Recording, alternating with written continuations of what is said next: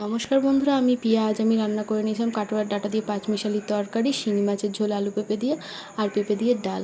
পাঁচমিশালি তরকারিটা রান্না করার জন্য বড়ি আর বাদাম ভেজে রেখেছিলাম। তারপর কড়াইয়ে ফোড়ন দিয়ে সবজিগুলো দিয়ে দিয়েছিলাম। সবজির মধ্যে ছিল কাটোয়ার ডাঁটা, বেগুন, আলু, কুমড়ো, বরবটি আর চেরা কাঁচা লঙ্কা।